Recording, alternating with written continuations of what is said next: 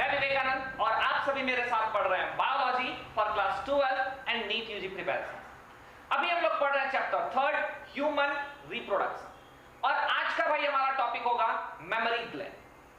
तो भाई इस मेमोरी ग्लैंड के पहले भी हम लोगों ने कई सारे बातों को जान रखा है, जैसे कि सेक्स ऑर्गन क्या होता है, male reproductive system, female reproductive system, spermatogenesis, oogenesis, follicles का डेवलपमेंट। और जिन्होंने भी अभी तक इन सभी बातों को नहीं जाना है, आप लोग जाइए डिस्क्रिप्शन बॉक्स में, वहां मिल जाएगा लिंक और जल्दी से वीडियो को देख लीजिए।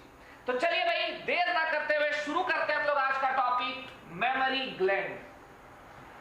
देखिए भाई कितने ही लोगों को ऐसा लगता है कि भाई मेमोरी ग्लैंड और ब्रेस्ट एक सा ही होता है। ये मेमोरी ग्लैंड और ब्रेस्ट में डिफरेंसेस है भाई। तो क्या डिफरेंसेस है? ब्रेस्ट के अंदर में मेमोरी ग्लैंड पाया जाता है। Breast is not equivalent to mammary gland. क्या बोल रहे हैं भाई कि ब्रेस्ट के अंदर में मेमोरी ग्लैंड पाया जाता है।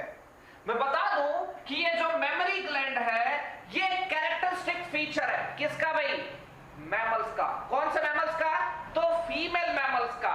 अगर बात करेंगे हम लोग मेमोरी ग्लैंड की तो कहेंगे कि फंक्शनल, ध्यान से देखिएगा भाई, functional mammary gland is the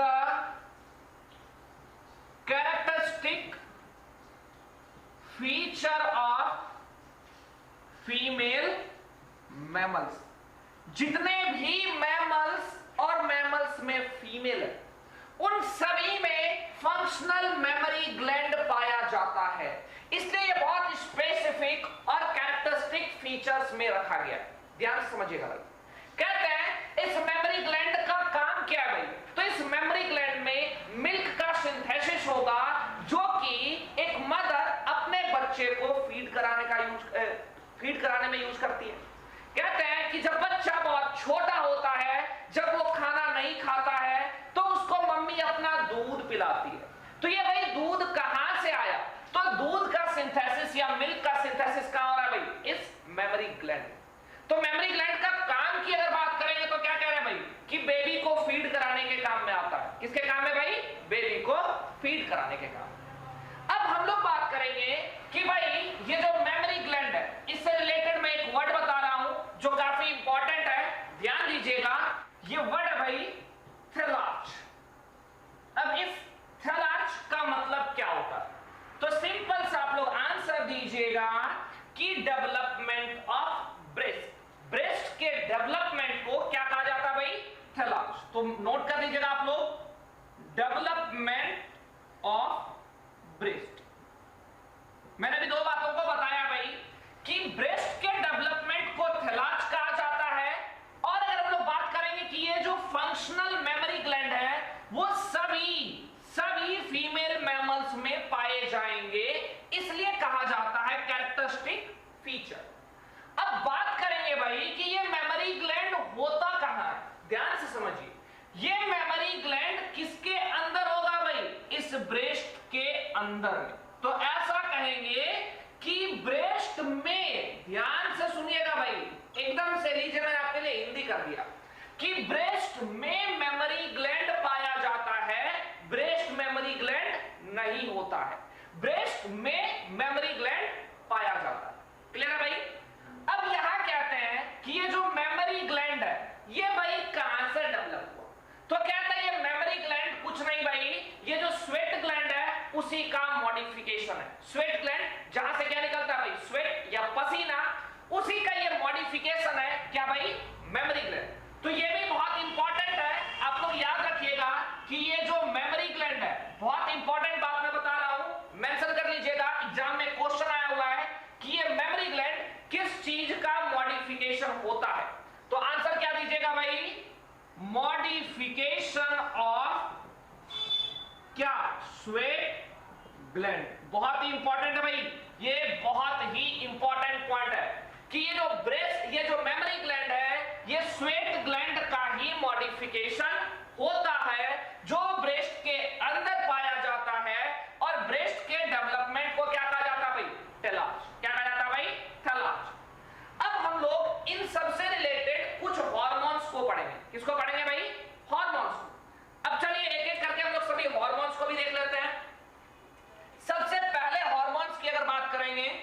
देखिए भाई, अगर सबसे पहले हार्मोन्स की बात करी जाए तो अपने पास है एस्ट्रोजन। नाम तो सुना ही होगा कि भाई इस एस्ट्रोजन का क्या काम होता है। तो जब मैं अभी ब्रेस्ट के स्ट्रक्चर को डिस्क्राइब करूंगा तो वहां पर आपको एक वर्ड मिलेगा डक्ट। क्या मिलेगा भाई? डक्ट। तो जितने भी डक्ट्यूलर सिस्टम हैं, जितने भी डक्ट्स हैं, उनका डेवलपमेंट एस्ट्रोजन के द्वारा कराया जाता है। तो क्या लिखेंगे भाई? Development of ductular system. अभी ये सारी बातें क्लियर हो जाएंगी। फिर दूसरा अपने पास हार्मोन है भाई प्रोजेस्टेरोन। क्या है भाई? प्रोजेस्टेरोन। तो भाई इस प्रोजेस्टेरोन का यहां क्या काम है? पिछले क्लास में, पिछले वीडियो में हम लोगों ने देखा था कि प्रेगनेंसी को सपोर्ट करने वाला कौन सा हार्मोन है भाई? प्रोजेस्टेरोन। पी फॉर प्रेगनेंसी और पी फॉर प्रोजेस्टेरोन। वैसे यहां प्रोजेस्टेरोन का क्या काम है? तो जब अभी हम लोग ब्रेस्ट के स्ट्रक्चर को पढ़ेंगे तो वहां और एक टर्म मिलेगा एल्वियोलाई। क्या मिलेगा भाई? एल्वियोलाई। तो एल्वियोलाई के डेवलपमेंट का काम किसके द्वारा होता है? एल्वियोलाई का डेवलपमेंट कराया जाता है प्रोजेस्टेरोन के द्वारा। तो हम लोग क्या लिखेंगे भाई? Development of alveoli. किसका डेवलपमेंट भाई? एल्वियोलाई। अब हम लोग तीसरे हार्मोन की तरफ चलते हैं। तीसरा हार्मोन है प्रोलैक्टिन, जो मैंने पिछले वीडियो में डिस्कस किया था कि ये प्रोलैक्टिन का काम होता है मिल्क सिंथेसिस। तो यह क्या चीज में मदद करेगा भाई? Synthesis of milk. फिर आखिरी हार्मोन है ऑक्सीटोसिन। तो ऑक्सीटोसिन के लिए मैंने पहले बताया था कि जब पार्चुरेशन होता है, जब बच्चे का जन्म होता है, तो मायोमेट्रियम में वीगरस कॉन्ट्रैक्शन होता है, बहुत जोर जोर से संकुचन होता है, जिससे बच्चे को अंदर से धक्का लगता है और बच्चा बाहर निकल आता है। तो यहां पर अभी हम लोग स्ट्रक्चर में देखेंगे मायोएपिथेलियम। मायोएपिथेलियम में कॉन्ट्रैक्शन कराएगा और जहां जहां भी मिल्क होगा, मिल्क को बाहर की ओर धक्का देकर निकाल देगा। तो यहां मिल्क के इंजेक्शन का काम करेगा कौन भाई? ऑक्सीटोसिन। मतलब बच्चे को जन्म दिलाने के लिए कॉन्ट्रैक्शन कराना है मायोमेट्रियम में, तो ऑक्सीटोसिन। मिल्क को बाहर निकालने के लिए मायोएपिथेलियम में अगर हम लोग को कॉन्ट्रैक्शन कराना है तो भी क्या भाई? ऑक्सीटोसिन। तो इसके लिए क्या लिखेंगे? Injection of milk. मिल्क के इंजेक्शन में ये सभी हार्मोन्स बहुत ही इंपॉर्टेंट है भाई। आप लोग यहां पर वीवीआई वेरी वेरी इंपॉर्टेंट लगा लीजिए, बहुत ही इंपॉर्टेंट है ये सारे हार्मोन्स। यहां तक बातें क्लियर है भाई? अब हम लोग आगे बढ़ते हैं। अच्छा भाई, अगर आपसे कोई पूछता है कि ये जो मेमोरी ग्लैंड, या फिर चलिए मैं ब्रेस्ट से ही बात कर लेता हूं कि ये जो ब्रेस्ट है इसे आप एसेंशियल सेक्स ऑर्गन कहोगे या एक्सेसरी सेक्स ऑर्गन कहोगे? तो भाई ये एसेंशियल नहीं, ये क्या है? एक्सेसरी। एसेंशियल में हम लोग प्राइमरी को रखते हैं, प्राइमरी बोले तो ओवरी, या फिर अगर मेल में बात करेंगे तो टेस्टिस। और मैंने ये भी बताया था कि भाई ये ब्रेस्ट तो सेक्स ऑर्गन भी नहीं है, ये तो सेकेंडरी सेक्सुअल कैरेक्टर है भाई, जो प्यूबर्टी एज में अपीयर होता है। तो टेक्निकली तो हम लोग इसे सेकेंडरी सेक्सुअल कैरेक्टर कहेंगे, लेकिन अगर ऐसा भी कहीं कहीं आपको देखने को मिल जाता है कि सेकेंडरी सेक्स ऑर्गन में नाम किसका मिलेगा भाई? ब्रेस्ट का। तो ये जो अपने पास ब्रेस्ट है, ध्यान से देखिएगा, इस ब्रेस्ट को क्या बोलेंगे हम लोग? एक्सेसरी। ध्यान से देखिए भाई, एक्सेसरी रिप्रोडक्टिव ऑर्गन। क्या बोलेंगे भाई? एक्सेसरी रिप्रोडक्टिव ऑर्गन, जो कितने में होता है भाई? एक जोड़े में होता है। क्या होता है भाई?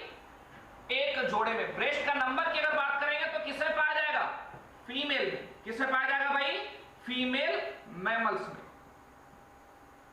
अगर हम लोग नंबर की बात करेंगे तो नंबर कितना हो जाएगा भाई? 1 इन पेयर। कितने जोड़े में भाई? एक जोड़े में मौजूद होता है। और इसी ब्रेस्ट में हम लोग को मिलने वाला है मेमोरी ग्लैंड, जहां मिल्क का प्रोडक्शन होता है। क्लियर है भाई? चलिए भाई, अब हम लोग ब्रेस्ट के स्ट्रक्चर को समझते हैं।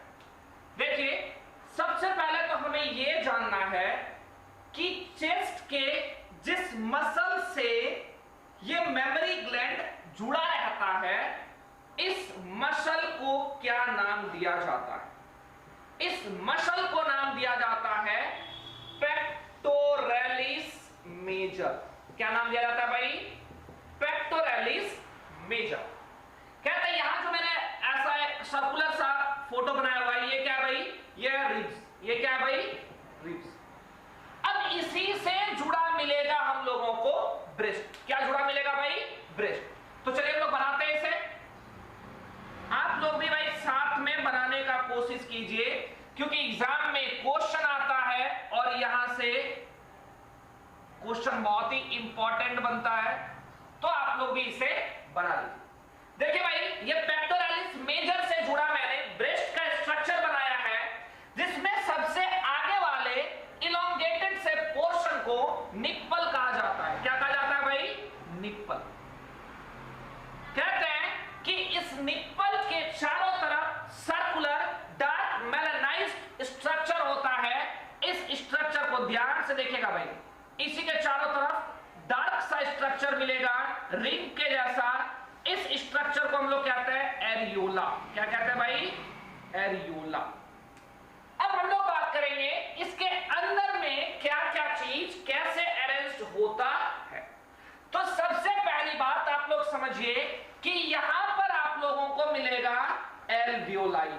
आप लोग चाहे तो इसे मेमोरी एल्वियोलाई कह सकते हैं, क्योंकि मेमोरी ग्लैंड में है, तो क्या नाम देंगे भाई? Memory alveoli. ऐसा ही बहुत सारा यहां पर हम लोगों को क्या देखने को मिलेगा भाई? Memory alveoli. कहते हैं इस मेमोरी एल्वियोलाई की बात करेंगे, ये जो मैंने गोल सा स्ट्रक्चर बनाया है, इसे क्या बोलेंगे भाई?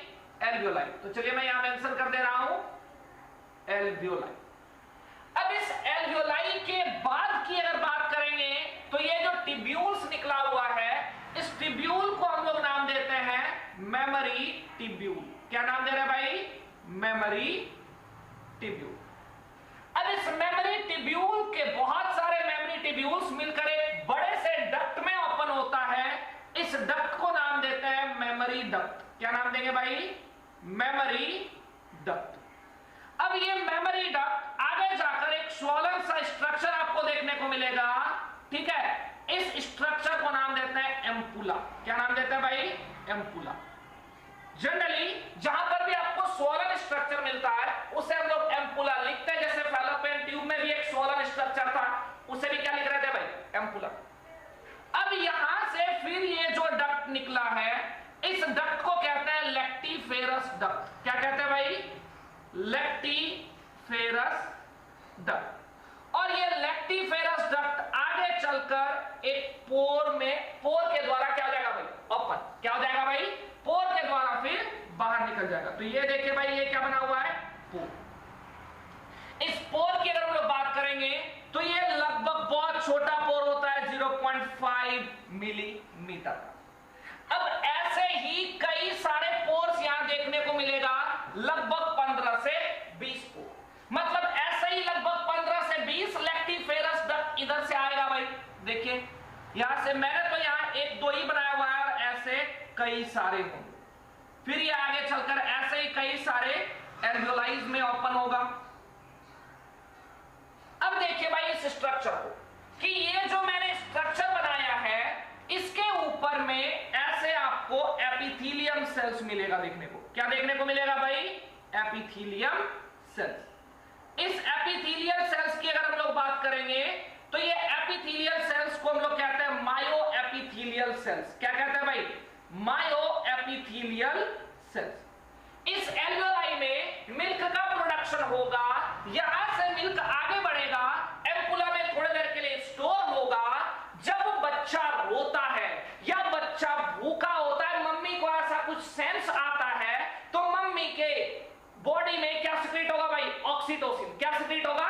ऑक्सीटोसिन। अब ये ऑक्सीटोसिन इस मायोएपिथेलियम में कॉन्ट्रैक्शन कराएगा। ध्यान से समझिए भाई, ये जो रेड वाला मैंने मायोएपिथेलियम बनाया हुआ है, इसमें क्या होगी भाई? कॉन्ट्रैक्शन। जैसे ही कॉन्ट्रैक्शन होगी, यहां जो दूध जमा है वो इस पोर के द्वारा बाहर निकल जाएगा। कहते हैं कि जनरली जब बच्चा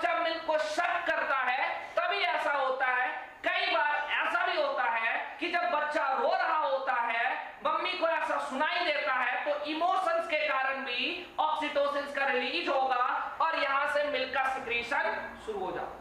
तो भाई ये जो मैंने रेड वाला बनाया, इसका मैं नाम लिख दे रहा हूं, ये क्या है भाई, मायो एपिथेलियम। अब यहां से एक क्वेश्चन और आएगा कि ये जो हम लोगों ने अभी स्ट्रक्चर देखा है, पूछा जाएगा कि भाई मिल्क का पाथवे क्या होगा। क्या पूछा जाएगा भाई कि मिल्क का पाथवे क्या होता है। तो आप लोग आंसर क्या दीजिएगा भाई, सबसे पहले मेमोरी एल्वियोलाई, मेमोरी एल्वियोलाई से मेमोरी ट्यूब्यूल, मेमोरी ट्यूब्यूल से मेमोरी डक्ट, फिर वहां से एम्प्यूला और एम्प्यूला से लेक्टिफेरस डक्ट और लेक्टिफेरस डक्ट से पोर और पोर से फिर क्या हो जाएगा भाई, मिल्क बाहर। तो ये क्या हो गया, पाथवे ऑफ मिल्क। हम लोग बात करेंगे तो यहां पर ऐसे कई सारे हम लोगों को देखने को मिलेगा। इसी को हम लोग पूरे को क्या कह दे रहे हैं भाई, मेमोरी ग्लैंड। क्या कह दे रहे हैं, मेमोरी ग्लैंड। तो ब्रेस्ट के अंदर में हम लोगों को क्या देखने को मिल रहा है भाई, मेमोरी ग्लैंड। कहते हैं ब्रेस्ट में फैट्स बड़े बड़े होते हैं। क्या बड़े बड़े होते हैं भाई, फैट। यहां पर एडिपोज फैट देखने को मिलेगा। क्या देखने को मिलेगा भाई, एडिपोज फैट। तो ब्रेस्ट के अंदर ये जो फैट बना हुआ है, इस फैट को हम लोग क्या बोलेंगे भाई, फैटी कनेक्टिव टिश्यू कह लीजिए आप लोग, या फिर डायरेक्टली लिख सकते हैं एडिपोज फैट। ये क्या बना हुआ है भाई, एडिपोज फैट। ये फिगर किसका हो गया भाई, ब्रेस्ट का। किसका हो गया, ब्रेस्ट का। इस फिगर को एक बार फिर से समझ लीजिए। इस ब्रेस्ट के अंदर आपको क्या, ये ब्रेस्ट जुड़ा जिससे रहता है उसको क्या कह रहे हैं भाई, पेक्टोरैलिस मेजर। चेस्ट से जिसके सहारे ब्रेस्ट जुड़ा रहता है, उस स्ट्रक्चर को कहा जाता है पेक्टोरैलिस मेजर। कहते हैं कि यहां से ब्रेस्ट का सबसे जो आखिरी वाला इलोंगेटेड पोर्शन होता है, उसे निप्पल कहा जाता है। निप्पल में 15 से 20 पोर होते हैं छोटे छोटे। ये पोर आगे चलकर क्या बनाता है भाई, लेक्टिफेरस डक्ट, जो आगे कहां रहता है, एम्पुला। एम्पुला से आगे आपको मिलेगा मेमोरी डक्ट, उसके आगे मिलेगा मेमोरी ट्यूब्यूल, जो फाइनली कहां पर आके जुड़ा रहता है भाई, एल्वियोलाई। इसी एल्वियोलाई के अंदर मिल्क का सिंथेसिस होता है। जब बच्चा मिल्क को शक करता है या फिर मम्मी बच्चे का रोना सुनती है और मम्मी के अंदर ऑक्सीटोसिन का रिलीज होता है, तो इस मायोएपिथेलियम में कॉन्ट्रैक्शन होता है। कहां भाई, मायोएपिथेलियम में कॉन्ट्रैक्शन होता है, जिसके कारण से अंदर का मिल्क बाहर आ जाता है। अब यहां तो हमने बात किया कि ये जो ब्रेस्ट है बच्चे के फीडिंग में मदद कर रहा है। ब्रेस्ट का और एक काम है भाई, सेक्सुअल एक्टिविटी के दौरान एक्साइटमेंट के लिए भी मदद करता है। कौन भाई, ब्रेस्ट। तो यहां पर हम लोगों ने इस ब्रेस्ट के बारे में बहुत सारी जानकारियों को अभी हम लोगों ने समझा है भाई। एकदम से इंपॉर्टेंट जितनी भी बातें थी मैंने आपको बता दिया है, जो या तो नीट में या फिर अगर लोग बात करेंगे 12th बोर्ड्स में, तो इनमें से ही क्वेश्चन पूछा जाए। क्लियर है भाई।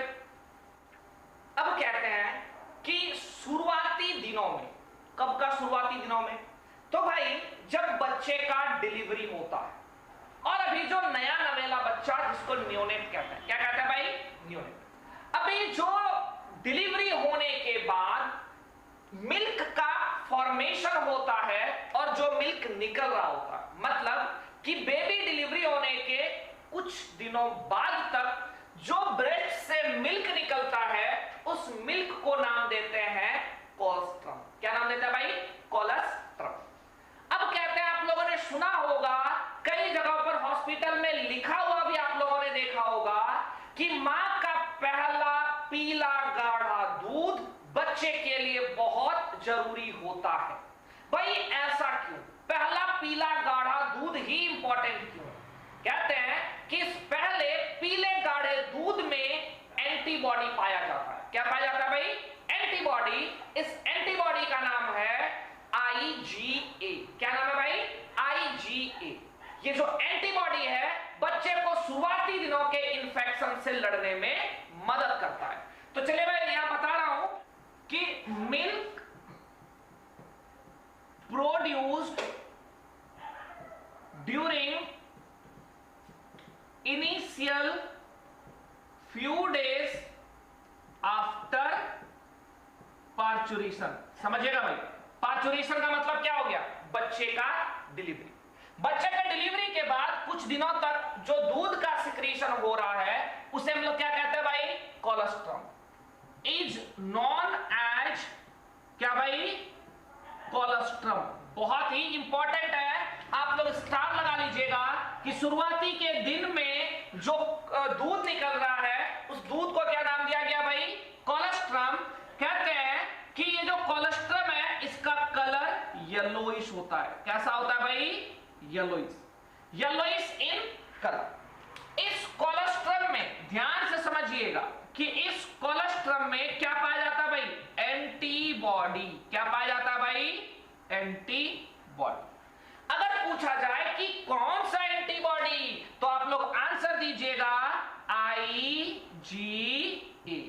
जब आप डिजीज चैप्टर पढ़िएगा तभी और भी कई सारे एंटीबॉडी के बारे में पढ़िएगा, जैसे कि IgE, जैसे कि IgG, जैसे कि IgD और IgM। फिलहाल तो आप लोगों को कौन सा देखना है भाई, IgA। इसको याद रखने का एक छोटा सा तरीका, क्योंकि ये नीट में भी पहले क्वेश्चन आया हुआ है। क्वेश्चन क्या है भाई कि मां के द्वारा जो पहला पीला गाढ़ा दूध है या कोलोस्ट्रम है उसमें कौन सा एंटीबॉडी पाया जाता है। ऑप्शन में रहेगा IgA, IgD, IgM, IgE। तो आंसर क्या लगाएंगे भाई, IgA। अभी तो आंसर लग जा रहा है लेकिन तभी भूल जाते हैं। तो कैसे याद करेंगे कि जब पहली बार बच्चा बड़ा होते होते पढ़ना शुरू करता है तो क्या चीज से शुरू कराते हैं भाई, ABCD। तो पहला अक्षर क्या है भाई, A। तो सबसे पहले जब उसे एंटीबॉडी मिलेगा तो कौन सा वाला मिलेगा भाई, A। क्योंकि बच्चा पैदा होकर सबसे पहले पिएगा भी क्या, दूध, और पढ़ेगा भी क्या भाई, A। तो दूध में क्या मिलेगा, A वाला एंटीबॉडी, मतलब IgA। अब कहते हैं इस IgA का फायदा क्या है, तो क्या बोलेंगे भाई, it protects neonate from various infections. कहते हैं कि वो जो न्यूनेट है, न्यूनेट मतलब न्यूली बॉर्न बेबी, ये जो न्यूली बॉर्न बेबी है या न्यूनेट है, इसको बहुत सारे इन्फेक्शन से प्रोटेक्ट करता है। कौन भाई, IgA। ये सारा ही टॉपिक बहुत ही इंपॉर्टेंट है, आप लोग भूलिएगा कि पहले पीले गाढ़े दूध को क्या कहा जाता है भाई, कोलोस्ट्रम। इसमें एंटीबॉडी IgA पाया जाता है जो कि न्यूनेट को बहुत सारे इन्फेक्शन से बचाता है। चलिए अब हम लोग आज का आखिरी टॉपिक देखते हैं, इरेक्शन ऑफ पेनिस कैसे होता है, पेनिस के इरेक्ट होने का मैकेनिज्म क्या है। तो समझिएगा भाई, सबसे पहले तो जब भी दिमाग में ऐसा कुछ सेक्सुअल एक्टिविटी से रिलेटेड हमारे दिमाग में आता है और हमारा दिमाग सेक्सुअली एक्साइट हो जाता है, तो ये हाइपोथैलेमस के पास जैसा ही मैसेज पहुंचा हम लोग क्या हो जाते हैं भाई, सेक्सुअली एक्साइटेड हो जाते हैं। जैसे ही हम सेक्सुअली एक्साइटेड हो जाएंगे हमारा पैरासिम्पैथेटिक नर्वस सिस्टम, ध्यान से देखिएगा, मैंने पहले बताया था कि पेनिस के इरेक्शन के लिए रिस्पॉन्सिबल होता है पैरासिम्पैथेटिक नर्वस सिस्टम। हमारा पैरासिम्पैथेटिक नर्वस सिस्टम एक्टिवेट हो जाता है। क्या हो जाता है भाई, एक्टिवेट।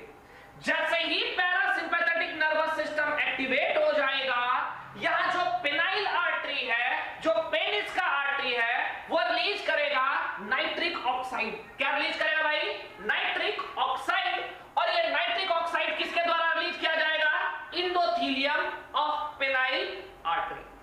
अब कहते हैं जैसे ही पेनाइल आर्टरी के द्वारा नाइट्रिक ऑक्साइड रिलीज किया जाएगा, ये जो पेनाइल आर्टरी है और ये जो क्रूरा मसल्स है, क्रूरा मसल्स रिलैक्स कर जाता है। याद कीजिए मैंने कहा था कि जब क्रूरा मसल्स रिलैक्स होगा यहां ब्लड भर जाएगा। क्या भर जाएगा भाई, ब्लड। तो यहां ब्लड वेसल्स डायलेट कर जा रहे हैं, क्रूरा मसल्स रिलैक्स कर जा रहा है ताकि यहां पर ब्लड आ सके। तो क्या हुआ भाई, वैसोडाइलेशंस, ब्लड वेसल्स डायलेट कर गए, किसका भाई, पेनाइल आर्टरी का, और ये क्रूरा मसल्स रिलैक्स हो गया ताकि वहां ब्लड इंटर कर पाए। इससे क्या होगा भाई, अब ब्लड का सप्लाई पेनिस में बढ़ जाएगा। ध्यान से देखिएगा भाई कि ब्लड सप्लाई पेनिस में क्या हो जा रहा है भाई, बढ़ जा रहा है। जैसे ही ब्लड सप्लाई बढ़ जाएगा पेनिस इनलार्ज हो जाएगा, मतलब पेनिस इरेक्ट हो गया। क्या हो गया भाई, इरेक्ट। अब कहते हैं पेनिस इरेक्ट होने के बाद, ध्यान से देखिएगा, पेनिस अभी क्या हो गया भाई, इनलार्ज। अब कहते हैं जैसे ही पेनिस इनलार्ज हो गया, जितने भी वेन्स थे सारे ब्लॉक हो गए। क्या होगा भाई, ब्लॉक। अब मतलब वहां से ब्लड बाहर नहीं आ पाएगा। तो क्या हो रहा है भाई, वेनस ब्लॉकेज, सारे वेन्स ब्लॉक हो गए। जैसे ही वेन्स ब्लॉक हो जाएंगे, ट्यूनिका एल्यूजीनिया स्ट्रेच कर जाएगा। क्या कर जाएगा भाई, स्ट्रेच, जिससे कि आपका जो पेनिस है वो हार्ड और इरेक्ट रह जाएगा। क्या रह जाएगा भाई, हार्ड और इरेक्ट। अब कहते हैं जब पेनिस हार्ड और इरेक्ट हो गया, तब परफॉर्म की जाएगी सेक्सुअल एक्टिविटी। क्या परफॉर्म करी जाएगी भाई, सेक्सुअल एक्टिविटी। जैसे ही सेक्सुअल एक्टिविटी परफॉर्म होगा, जैसे ही सेक्सुअल एक्टिविटी परफॉर्म होगा, हम लोग का सिंपैथेटिक नर्वस सिस्टम एक्टिवेट हो जाएगा। क्या एक्टिवेट हो जाएगा भाई, सिंपैथेटिक नर्वस सिस्टम। याद कीजिए, मैंने बताया था कि सिंपैथेटिक नर्वस सिस्टम सीमेन के इजैकुलेशन के लिए रिस्पॉन्सिबल होता है। तो अब कहते हैं भाई, जैसे ही सिंपैथेटिक नर्वस सिस्टम एक्टिवेट हो गया, सारे सीमेन का इजैकुलेशन हो गया। क्या हो गया भाई, सीमेन का इजैकुलेशन। सीमेन क्या था भाई, स्पर्म विद जितने भी एक्सेसरी ग्लैंड है उनके सिक्रीशन, उसको मिलाकर क्या कहते हैं भाई, सीमेन। क्या कहते हैं, सीमेन। अब कहते हैं जैसे ही सीमेन का इजैकुलेशन हो गया, मतलब सारे सीमेन निकल गए, ये जो क्रूरा मसल्स था वो अब कॉन्ट्रैक्ट कर जाएगा। क्या कर जाएगा भाई, कॉन्ट्रैक्ट। जैसे ही क्रूरा मसल्स कॉन्ट्रैक्ट करेगा, यहाँ के सारे ब्लड बाहर चले जाएंगे और वापस से पेनिस क्या हो जाएगा भाई, नॉर्मल हो जाएगा। क्या हो जाएगा, नॉर्मल। देखिए इस प्रोसेस को फिर से एक बार समझिए। सबसे पहले जैसे ही हाइपोथैलेमस को कोई ऐसा मैसेज गया और हम लोग सेक्सुअली एक्साइट हो गए। सेक्सुअली एक्साइट होने के बाद हम लोगों का पैरासिम्पैथेटिक नर्वस सिस्टम एक्टिवेट हो जाता है। कौन एक्टिवेट हो जाता है भाई, parasympathetic nervous system. Parasympathetic nervous system के एक्टिवेट होने से जो पेनाइल आर्टरी का एंडोथेलियम है वो रिलीज करेगा नाइट्रिक ऑक्साइड। अब इस रिलीज के कारण से, इस नाइट्रिक ऑक्साइड के रिलीज होने के कारण से, ये जो पेनाइल आर्टरी है इनके ब्लड वेसल्स क्या कर जा रहे हैं भाई, डायलेट कर जा रहे हैं और ये क्रूरा मसल्स रिलैक्स हो जा रहा है। जैसे ही ब्लड वेसल्स डायलेट करेंगे, क्रूरा मसल्स रिलैक्स हो जाएगा, यहां पर ब्लड का फ्लो बढ़ जाएगा। तो blood supply in penis increases. अब कहते हैं जैसे ही पेनिस में ब्लड बढ़ जाएगा, बहुत ज्यादा बढ़ जाएगा, तो हम लोग क्या कहते हैं, पेनिस इनलार्ज हो जाएगा। क्या हो जाएगा भाई, इनलार्ज। अब पेनिस के इनलार्ज होने के बाद अब जरूरी है कि वो तुरंत से ब्लड बाहर नहीं निकले, तो वेन्स को ब्लॉक किया जाएगा। अब होगा वेनस ब्लॉकेज। क्या होगा भाई, वेनस ब्लॉकेज। अब कहते हैं इस वेनस ब्लॉकेज के बाद ट्यूनिका एल्यूजीनिया स्ट्रेच कर जाएगी, जिससे ये पेनिस इरेक्ट और हार्ड हो जाएगा। जैसे ही पेनिस इरेक्ट और हार्ड हो जाएगा, सेक्सुअल एक्टिविटी परफॉर्म करी जाएगी। जैसे ही सेक्सुअल एक्टिविटी परफॉर्म करी जाएगी, ये मैसेज पहुंचेगा किसके पास भाई, सिंपैथेटिक नर्वस सिस्टम के पास। सिंपैथेटिक नर्वस सिस्टम सीमेन का इजैकुलेशन कराएगा। जैसे ही सीमेन का इजैकुलेशन हो जाएगा, ये क्रूरा मसल्स कॉन्ट्रैक्ट कर जाएगा और क्रूरा मसल्स के कॉन्ट्रैक्ट होने से वापस से पेनिस नॉर्मल साइज में आ जाएगा, क्योंकि यहां से ब्लड निकल गया। तो भाई आज हम लोगों ने दो चीजों को सीखा। सबसे पहले तो ब्रेस्ट और ब्रेस्ट में मिलने वाला मेमोरी ग्लैंड के बारे में, और दूसरा हम लोगों ने सीखा कि भाई पेनिस के इरेक्शन का मैकेनिज्म क्या है, किस तरीके से पेनिस इरेक्ट होता है। नेक्स्ट क्लास में, नेक्स्ट वीडियो में हम लोग पढ़ेंगे मेंस्ट्रुअल साइकिल के बारे में, जो 12th बोर्ड का सबसे टिपिकल पार्ट है। भले ही लोग जेनेटिक्स को बहुत टफ मानते हो, लेकिन सबसे ज्यादा टिपिकल और सबसे ज्यादा कंफ्यूज करने वाला अगर कोई टॉपिक है तो वो है मेंस्ट्रुअल साइकिल। तो भाई आप लोग इन सभी टॉपिक्स को जल्द से जल्द कंप्लीट कीजिए। नेक्स्ट वीडियो में हम लोग देखेंगे मेंस्ट्रुअल साइकिल के बारे में, जो कि बहुत ही मजेदार टॉपिक है और समझने वाला टॉपिक है, क्योंकि यहां से ढेर सारा क्वेश्चन बनता है और बहुत सारी बातों को हम सीखेंगे। तो अगर आप लोगों को बातें समझ में आ रही हो तो चैनल को सब्सक्राइब कीजिए, वीडियो को लाइक कीजिए, शेयर कीजिए, और भाई ये जो बगल में घंटी बना हुआ है, ये जो बेल आइकन है, इसे प्रेस कीजिए ताकि आपको नोटिफिकेशन मिल